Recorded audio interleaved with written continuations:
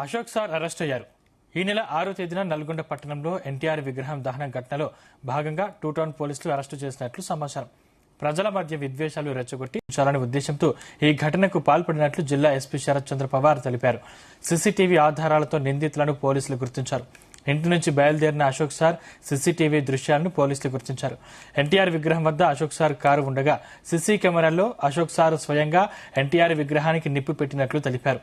ఈ ఘటనపై municipal 48వ ward అధికారి భుజనూరి స్వప్న ఫిర్యాదు మేరకు Nalgonda two town police station crime number 232/2026 BNS సెక్షన్లు 326F 196 126/2 324/4 292 మరియు పీడీపీపీ యాక్ట్ 1984 సెక్షన్ 4 ప్రకారం నమోదు చేసి దర్యాప్తు చేపట్టారు.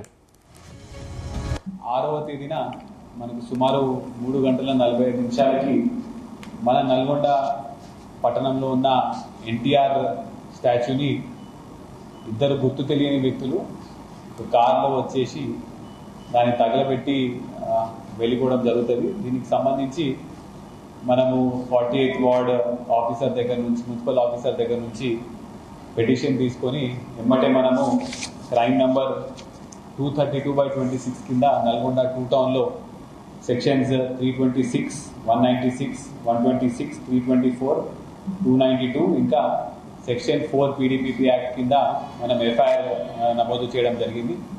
అయితే దీనికి సంబంధించి డిఎస్పీ నల్గొండ గారి ఆధ్వర్యంలో స్పెషల్గా 2 teams, Nalgonda two town CI గారి నుంచి 1 సిసిఎస్ నుంచి టీమ్స్ పెట్టి మనము ఈ కేసుని టేకప్ చేసి ఇన్వెస్టిగేషన్ స్టార్ట్ చేయడం జరిగింది. సాంకేతిక ఆధారాలు అదేవిధంగా సీసీటీవీ ఫుటేజ్ అన్నీ కూడా మనము క్లియర్గా గత కొన్ని రోజుల నుంచి కూడా చూసుకుంటూ వస్తే మనము మెయిన్గా ఇద్దరు